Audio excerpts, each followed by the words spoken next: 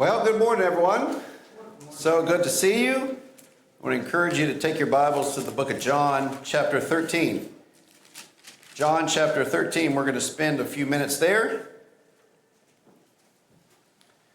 We're going to talk about one of the last acts of Jesus before he went to the cross. I want to tell you about my friend. His name is Don Rogers. Don is 83. And Don was born in a time when they used forceps to be born. And something happened during his birth. And as I understand it, the doctor clamped a little too hard and it damaged part of his brain, and he had, I believe, was it cerebral palsy, and he had a couple of other health issues from the very beginning. Well, Don lived in Colorado as he became an adult, and eventually got a job at a federal building there in Colorado. Don could not drive, of course, so he had to ride his bike to work in Colorado. And for years and years, he would go in and he would buff the floors and do whatever he needed to do, they asked him to do. I think he was just grateful to have a job because there are a lot of things that he could not do because of his limitations. One day, he met this woman named Roxy. And Roxy didn't seem to mind about some of the limitations that Don had. And so Don tells the story that he remembers the first time that they started talking and they showed interest in one another. And then at one night, after spending some time together before they left, she reached over and gave him a kiss on the cheek. Woo! I'm pretty sure I remember him saying, "I don't remember the ride home at all." Not one bit. They got married. They were married for over 40 years. For whatever reason, at some point during their marriage, Roxy went blind. And so you got Don that's got cerebral palsy, and you've got Roxy that's blind. And by the time that we met Don, Roxy had passed away recently. And he didn't know what to do with himself. He was completely lost. And for 40 years, she had just taken care of him. By the time we met him, he had a multitude of other health issues. One of which, while we were there, happened. He had become pretty much incontinent. And even though he would wear different items to help with that, it still didn't always help. And so because of that, it was, you know how people are. Even some of the people he went to church with. It was difficult because he felt a little ostracized and things of that nature. So we grabbed a hold of Don. And every Monday was usually my day off. I'd pick Don up. And because he couldn't drive, the Chick-fil-A was a long ways for him. He had to cross a lot of traffic and so forth. So I'd pick him up and we'd go to Chick-fil-A. Man, he would chow down on a Chick-fil-A sandwich or some nuggets or whatever, because he didn't get that very often. And then we'd go over to Target, which was in the same plaza, and we'd get a Starbucks coffee because he didn't get Starbucks coffee very often. And we would walk around, and he had a gimpy leg, so he'd kind of walk like this right here. And he'd just walk around just wide-eyed and just looking at all the stuff. Every week, you would think that he'd get bored. No. He never got bored. We'd sit there at that Starbucks that was in the Target, We'd sit there and we'd talk. And his hand was curled up like this, right?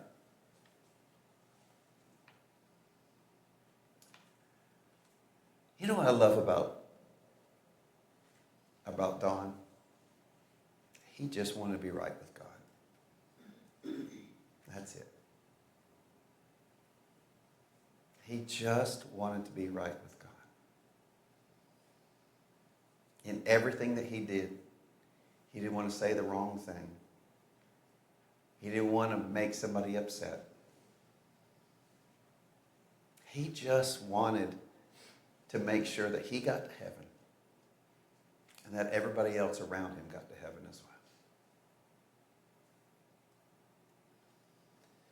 This morning we're going to spend a few minutes talking about the foot washing in John chapter 13. Serving this last act of service. And what I hope to encourage you with is that serving has got to be a mindset and a lifestyle. It's not just something we do because it's on the agenda to get things done today. It's got to be one of those things that we are constantly looking for opportunities to serve. We're constantly looking for people to be a blessing to. Writing a card, sending a text, something.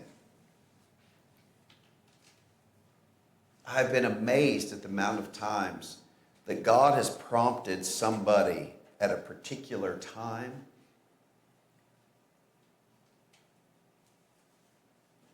and they take that prompting and they reach out to somebody. And that person just say, "You don't realize how much I needed that today." You're right, we don't, but God did. So here's what I want to do. I want to talk about the circumstances surrounding what Jesus did, some of the things that went on during this week, during this event, and then we'll just make one point of application that I hope is helpful for you. All right. I want you to notice a few things as we get into this. Notice a few things that are mentioned in John chapter 13 before the foot washing. Notice a few that I'm going to just read the first few verses, 4 verses, and then we'll make a couple of observations. Verse 1 says, "Now before the feast of the Passover, when Jesus knew that his hour had come, that he should depart from this world to the Father, having loved his own who were in the world, he loved them to the end. And during supper, the devil, having already put it into the heart of Judas Iscariot, Simon's son, to betray him.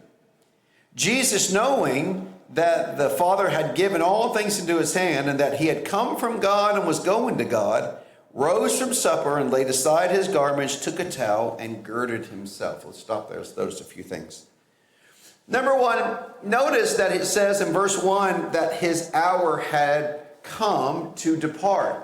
Do you remember this is in contrast to John chapter 2 when Jesus was at the feast, the wedding feast in Cana, and his mother comes up to him, you remember, and says, "Jesus, we've run out of wine." What does he say? "What is it to me, woman? My hour has not yet come." By this time it had come. We are less than a week from when Jesus would be crucified. Number two, it says also in verse 1 that not only had his time come, but he loved his own who were in the world. He loved them to the end. This is not just the disciples or the apostles. When it says that he loved his own, there's a contrast in John chapter 1 where John says that he came to his own, but his own did not receive him. There's two Greek words that we miss in the English. He came to his own creation, but his own people did not receive him. So there were a couple of things. Here, notice that. He loved his own creation. Those are the ones that he came to the world for. He loved them to the end. This word love is exactly what you think it is. It's the word agape, right? And he loved, what does it mean he loved them to the end? Whose end? His end. All the way to the end, to where he said, it is finished. Notice also here in verse 2, it mentions, and after or during supper, the devil having already put it into the heart of Judas Iscariot, Simon's son, to betray him. The devil had already, and frankly, had been working on Judas for months or maybe even years. Remember, we're told in a previous verse that it was Judas who used to steal a little bit of money from the money box that he was in charge of. And so this is the time, this is going to come up here in just a few moments. Judas, one more time, is going to come up, and why that is important. Next, it says at the end of verse 3, knowing that God had given all things into his hand, that he had come from God and was going back to God. This goes right along with what Jesus has been saying all along. I am the bread of life from heaven. He came from God. He came from heaven. Paul says essentially the same thing in Philippians chapter 2, where he did not count it robbery to be equal with God, but he humbled himself as a servant and took on the form of a man and endured the cross. He did not count it robbery to be equal with God. Why? Because he is God. So he was in heaven, and then he left the glories of heaven to come to earth. But now that his job was winding down, he was going back to God. And then finally, it says this, he rose in verse 4 from supper. He laid aside his garments, he took a towel, and he girded himself.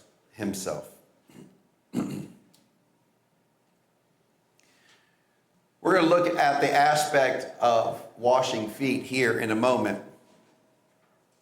But verse 5 continues on and says this, and after that, he poured water into a basin and began to wash the disciples' feet and to wipe them with the towel with which he was girded.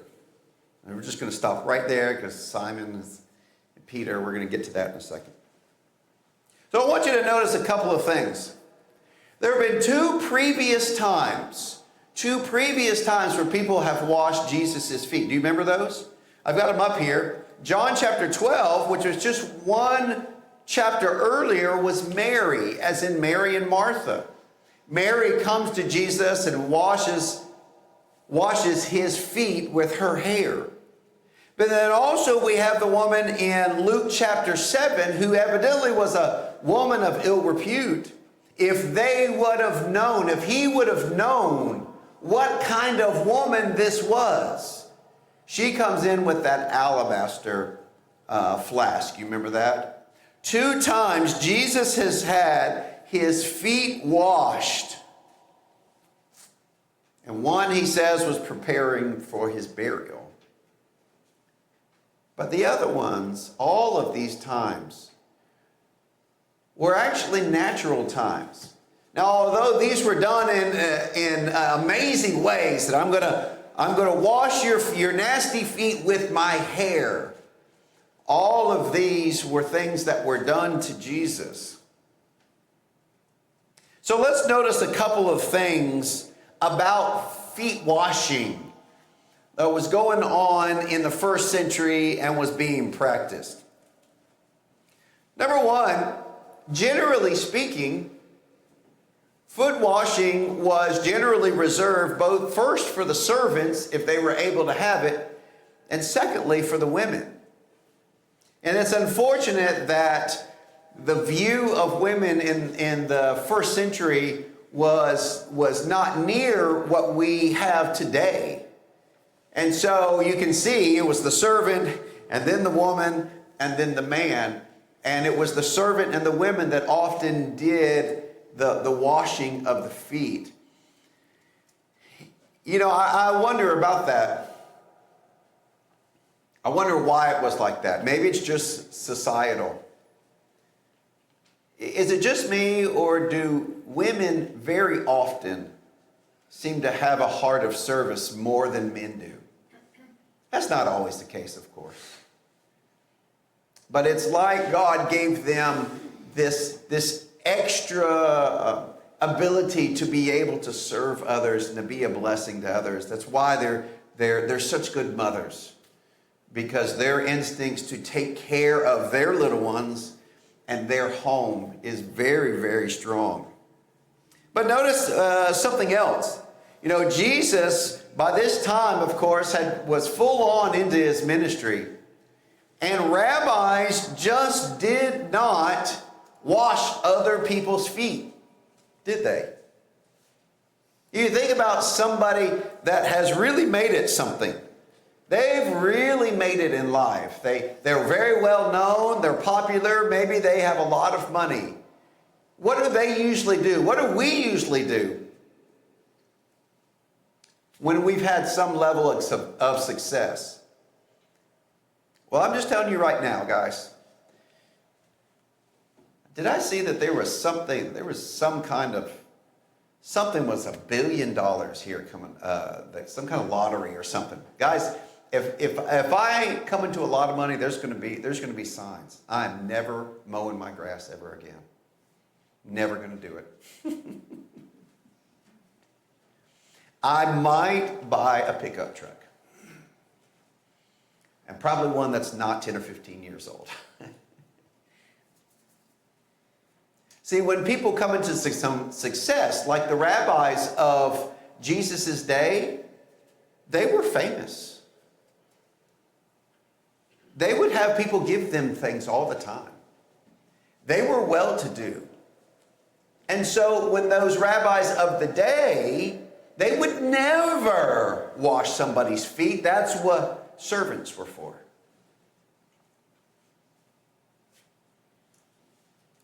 Which was the whole point, wasn't it? The whole point was Jesus saying, guys, this act right here is an act of love. It's a beautiful act of humility. And all of you, especially we're going to see here in a moment, especially you, Peter, all of you need to see that this isn't just something that I'm doing to you, but it's something that we need to do for everyone. So, speaking of Peter, let's get to his reaction. Verse 6 says this. Simon Peter, he came to Simon Peter, and Peter said, Lord, you're going to wash my feet? Let me just stop this for a second. Imagine that. He's already washed several other disciples' feet. And Peter's like, are you washing my feet? Why wouldn't I? I've washed all these other ones. Why would I not wash your feet? You can see there's like this strange, are you even going to wash mine? I would never say that Peter became any more than what God intended, of course. But it does seem that Peter had a role because of his personality or whatever, that put him in a leadership position more often than the others. And so I wonder if this is part of that. Are you even washing mine? You know, I've been kind of helping you get in this movement, this kingdom of God thing along. And notice what Jesus said. What I'm doing in verse 7, you do not understand now, but you will know after this. You'll know. You'll know why this is important. And not many days from now, when you see that I've risen from the dead, you're going to think back to this situation. And their Spirit's going to bring to your remembrance all the things that Jesus did and said. And you're going to go, oh. And so, verse 8, let's go through the whole thing. Peter said to him, you shall never wash my feet. Jesus says, well, if I don't wash your feet, you don't have part with me. This is part where Jesus says it very, very plainly. And Simon says, well, if that's the case, then not only just my feet, but my head and my hands too. You got to know, at this point, Jesus is going, oh, Peter. This doesn't have to do with just getting clean, getting the dirt off your feet. Come on, Peter, I need you to understand this. And so he says, verse 10, he who is bathed needs only to wash his feet, but is completely clean. And you are not clean. And you are clean, but not all of you. You know, Peter was trying to do what he thought he needed to do. But Jesus says, no, you're missing the point here. But I don't want you to miss verse 11. Verse 11 says, for he knew who would betray him. Therefore he said, you are not all clean. Remember we talked about Judas earlier? You know, one of the things I'm always amazed at, and it's not said in the text, but Jesus washed the feet of Judas. Literally hours and days before he would betray him. Do you think Jesus knew he would betray him when he was washing his feet? The answer is yes. And he washed them anyway.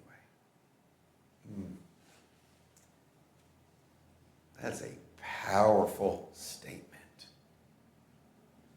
to what it means to wash feet and to serve others. This isn't as we think they are worthy or as we feel like it or things like that. Do you know what they've done to me? Doesn't matter. It does not matter. When we're talking about serving others, we do what needs to be done, and then we go beyond that, and we are so much of a blessing to them that it's amazing that we were able to do this. That's what we see in Judas.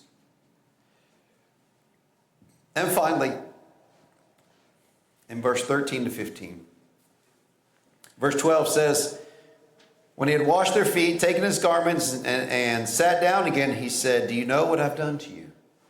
He said, you call me teacher and Lord, and you say, well, for so I am. If I then, your Lord and teacher, have washed your feet, you also ought to wash one another's feet.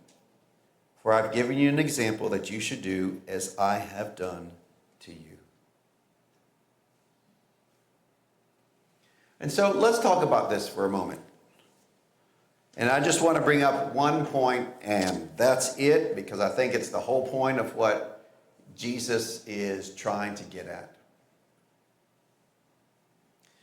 When it comes to following the example of Jesus, how are we doing? How are we doing following his example and serving others in a humble way? Let me ask you a question before we get into this. Have you ever washed somebody's feet. I mean, like what we see here. Have you ever done that before?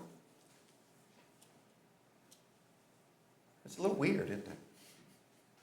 People taking their shoes and socks off, and you take their foot, and it's everything that you think it is.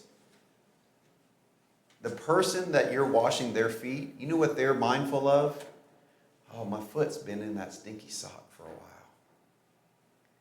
Oh, I haven't deodorized my shoes very often. Right? The one that's doing the washing, you know what? They know that. They know it's a little stinky. They know it's awkward.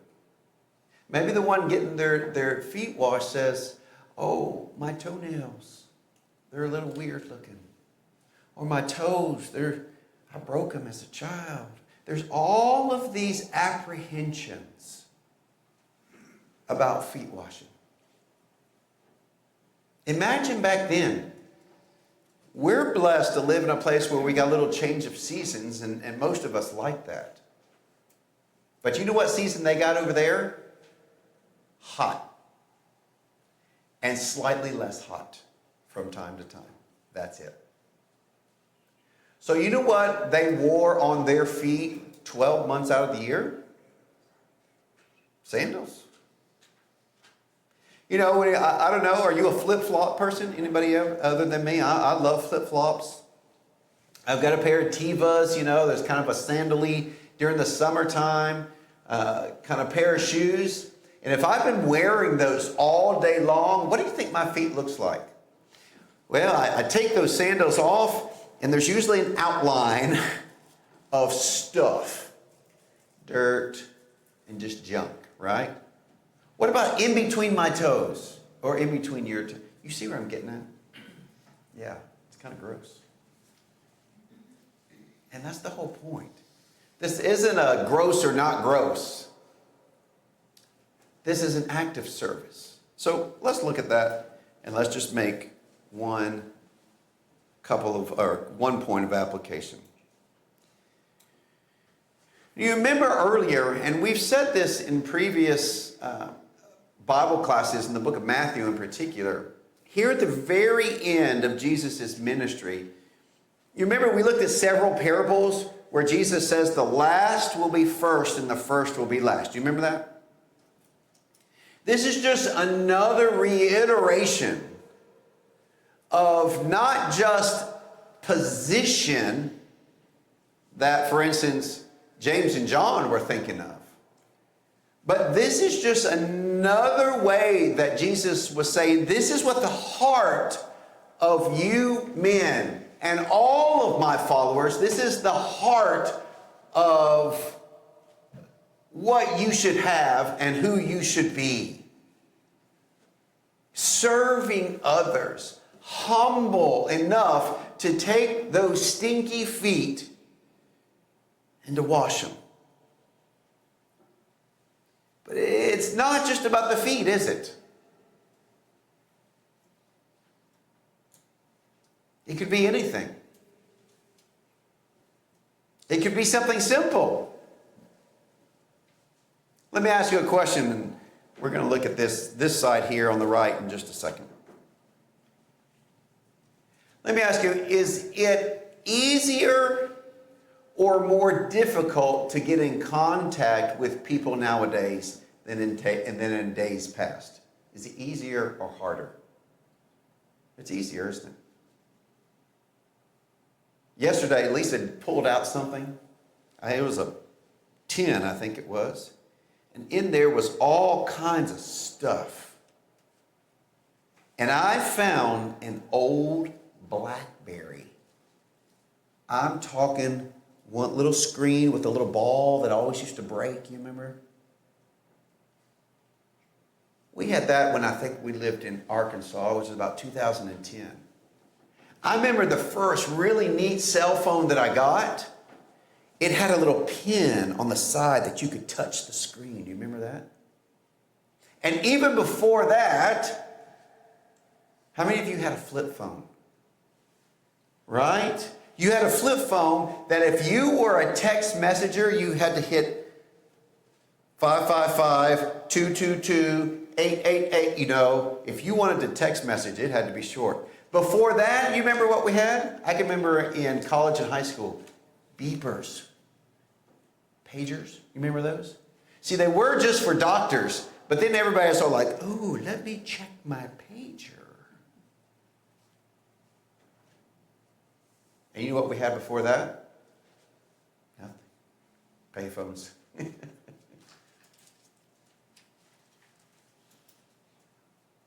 It's just a little fun exercise to just say this.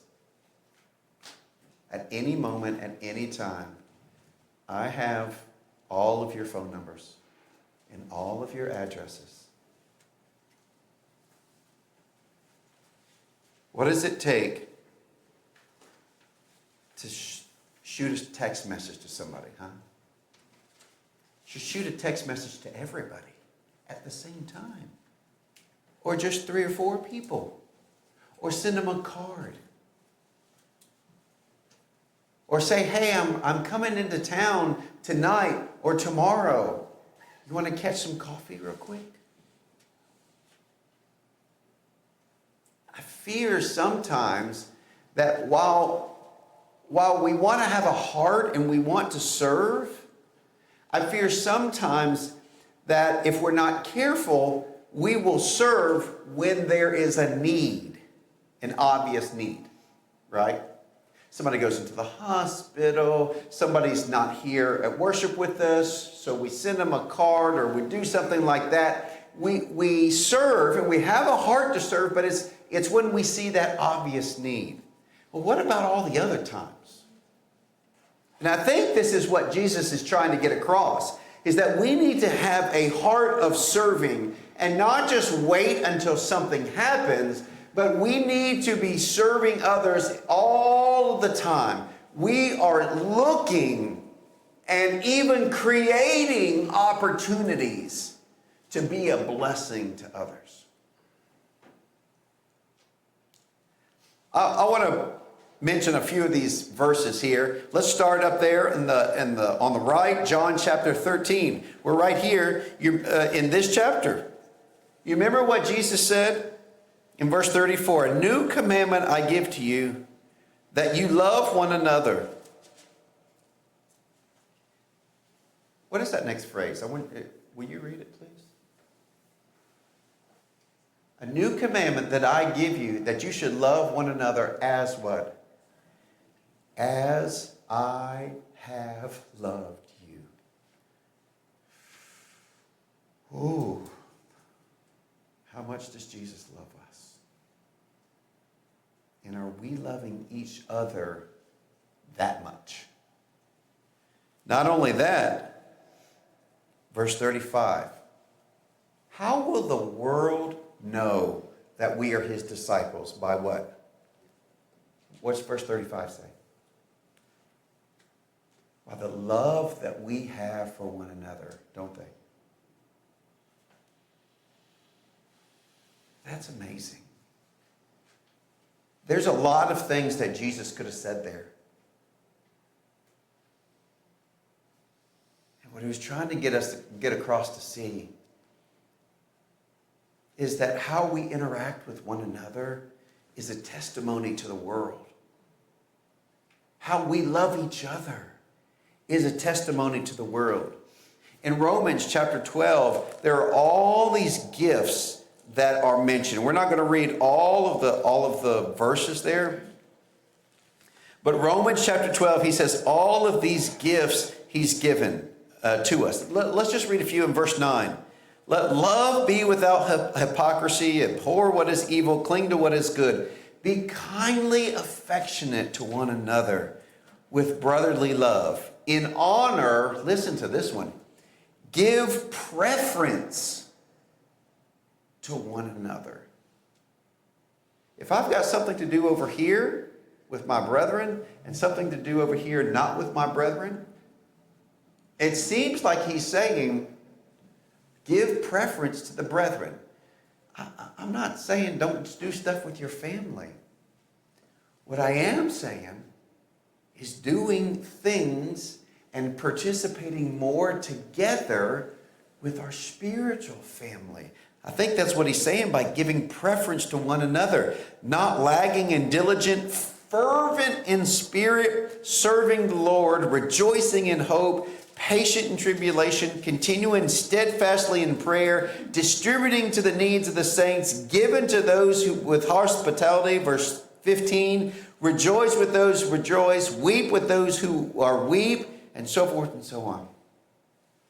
All of these verses are these one another verses that just go to show that how can we serve and be a blessing to others. And then finally, as you can see up on the screen, are we thinking of our brethren acting often and acting on those thoughts? Some years ago, somebody encouraged me, and I took it as a challenge of sorts, and said, anytime a person comes into my mind, if it's possible, I reach out to them. You ever done that? You're driving down the road, right? And then all of a sudden, somebody pops into your mind. You ever had that happen? Yeah, boom, just like that.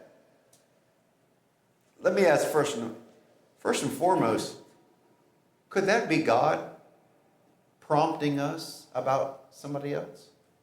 I'm just asking, could it be? And I made it my mission at that point. If somebody pops in, especially somebody I hadn't thought about in a long time, or I haven't interacted with in a long time, I was going to reach out to them. That's the beauty of Facebook, and if you don't have their phone number, you Messenger, and all of these avenues that we have to connect with one another. And so I just reach out to them. Hey, I thought about you today. How have you been doing? What can I be praying for you? You would be amazed at the people that needed that connection at that time. I want you to flip over to Acts 2, and I want to remind you of what happened in the first century. You had all these people that were baptized, and the subsequent days they left Jerusalem and they went out everywhere, back to their homes, back to their communities, right? But I want you to notice verse 44. Let's start. And I think this is a challenge for all of us in the United States in particular, because we want to be independent. It's kind of like we were talking about this morning in class with prayer, that we want to be private, and there are some things that need to stay private, but there are some things that would be a blessing that the group could help you pray with. But you're going to have to open up and tell them what you're struggling with, right? Notice what happened here. In verse 44, this is after those were 5,000 Christians, right? Excuse me, 3,000. I said 5, I meant 3. Now all who believed were together, and they had all things in common, right? Like that, all things in common, that's that word fellowship actually there. And they sold their possessions and goods, and they divided them among all as anyone had need. Whoa. Think about selling your house or your car or some possession because some brother or sister in your congregation needed it. Needed the money, needed whatever it was. Verse 46, so continuing daily with one accord in the temple and breaking bread from house to house, they ate their food with gladness and simplicity of heart, praising God and having favor with all the people. And the Lord added daily those who were being saved. I think this is the challenge for all of us when it comes to serving. And that is, Lord, help us to look out for other people more and more, to reach out to other people, especially our brethren, more and more. In this context of right here at North Sumner, That should not be too difficult, should it? To reach out more to one another on a consistent basis to encourage and help. And I know even more than that, spending time daily, helping one another, asking what we can pray for. Hey, come over to my house for a meal. All of these things just help foster our relationships one with another, but help us to serve other people. What about, let's extend that one more before we end the lesson, into our community. Reaching out and serving those in our community, not just those that we can serve, but remember what Jesus says, serve those who can't pay you back. You see, it's a heart and it's a lifestyle that Jesus was trying to get across not only during his ministry, but also in this washing of feet. That we need to have that heart of service. So I'll just leave it here. And that passage, Galatians 6 and 1 Thessalonians 5, are on your handout. I'll let you guys look those up later. So how do you feel like you're doing with those things? So let's go ahead and end for this morning. I just want to ask a couple of questions. Do you have a spirit of serving like they did in Acts chapter 2? Are you willing to sell some of your possessions? Are you really willing to do whatever it takes to take some of your time out to reach out to your brothers and sisters on a day-to-day basis, on a week-to-week basis? I'm just telling you right now, all of y'all are fixing to get a whole lot more texts from me.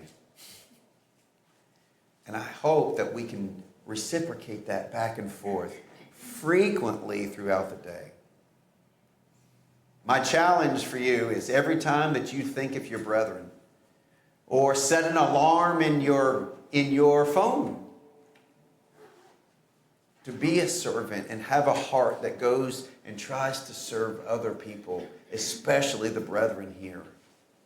That's the kind of love that Jesus wants us to have, not only for one another, but also for those around us, to serve and to be a blessing around to those.